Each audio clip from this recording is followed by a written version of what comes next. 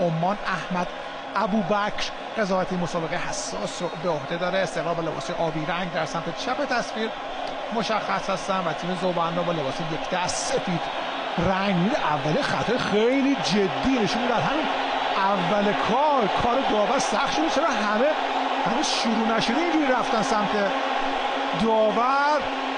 میذاش حداقل یه ذره از بازی میگذشت، بعد شروع میکردن دعوا رو.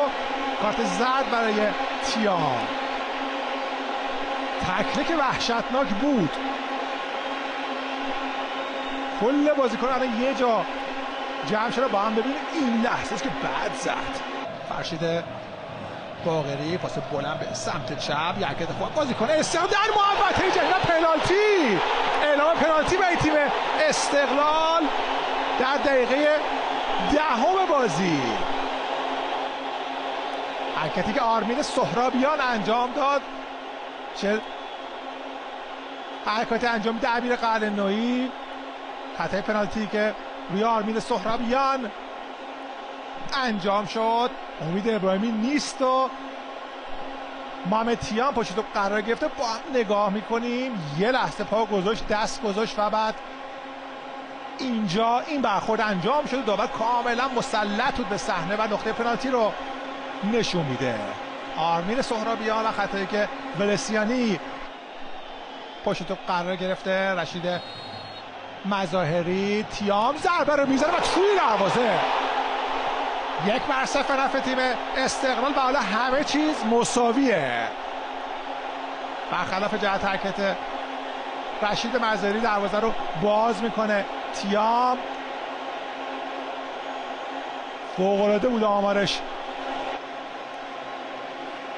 رقابت لیگ قهرمانان آسیا. این لحظه است که ضربه رو برخلاف جهت حرکت رشید در دروازه قرار داد. در این سمت فخرالدینی سامتش به دهانه دروازه انجام میده و توپ از بالای دروازه به شکلی فوق‌العاده خطرناک به بیرون زده میشه توسط ولسیانی.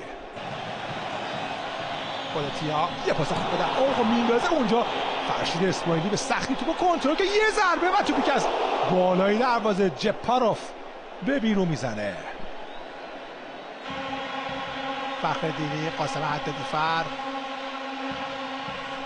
میاد روی دروازه. یه لحظه دفعه ناقص اونجا توپ سرگردان. اونجا یه موقعیت هنوز توپ بیرون نرفته. کماکان موقعیت دارن و مهدی رحمتی میاد با توپو در اختیار میگیره. سریع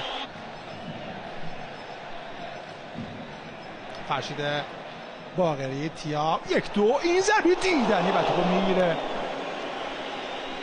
رشید مظاهری. فرشید باقری، توپ باقری یه لحظه گرفتن. محمد رضا حسینی سانتش روی دروازه خیلی خوب بود موقعیت. این توپ و برمیگردونن مدافعان استقلال. قاسم حدادی‌فر پاس عالی به سمت چپ. بوحمدان توپو کنترل میکنه. یک ضربه از زاویه بسته خودخانه خودش ضربه رو زد در دهانه دروازه. این پاس عالی بوحمدان اینجا توپو کنترل کرد. این ضربه رو زد، توپش به تیر افقی دروازه برخورد کرد و با بدشانسی و البته با خودخواهی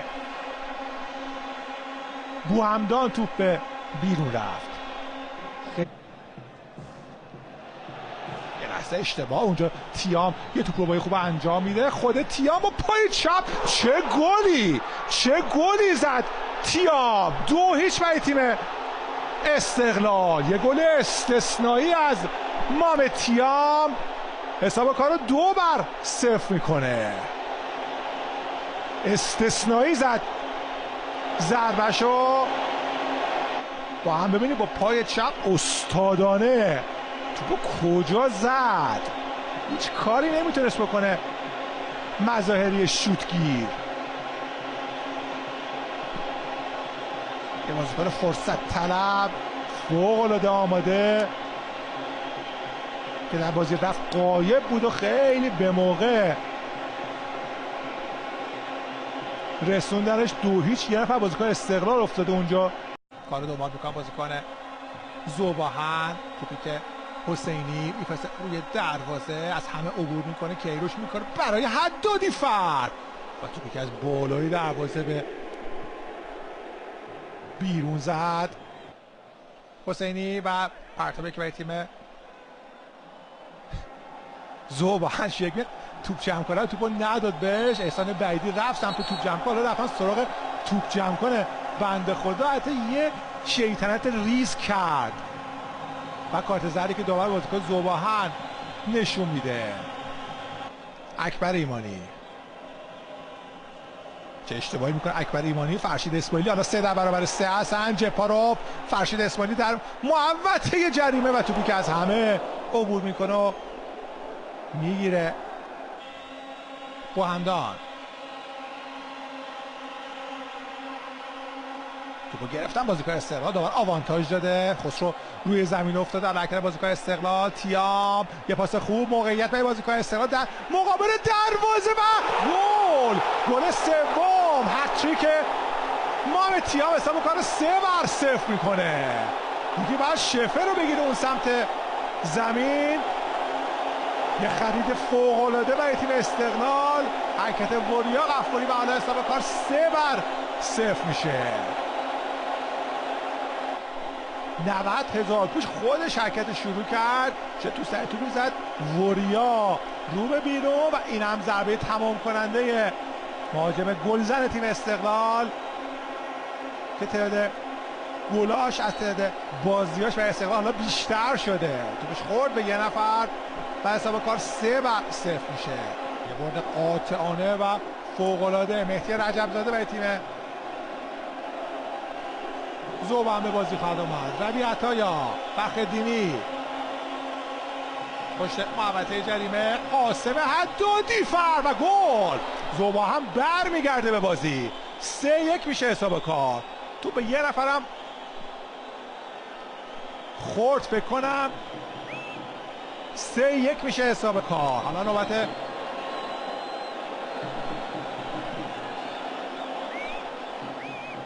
اصفهانیاست که اونجا خوشحال میشه. فکر کنم اشاره کرد آقا من تعویض نکن دیگه، من گل زدم رفت، چون مهدی رجبش آماده میشد. هیچ گناهی هم نداشت بنده خدا. تو کمونه کرد به سر مجید حسینی یه ذره. فرشید باقری توپ میاد روی دروازه، یه موقعیت با توپی که گل نشد. فرشید اسماعیلی بین 2 نفر گرفتار شده. این پاس خسروست به دهانه دروازه، تو خود به تیر دروازه.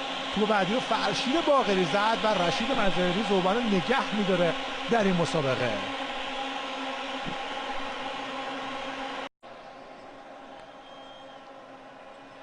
جپاروف،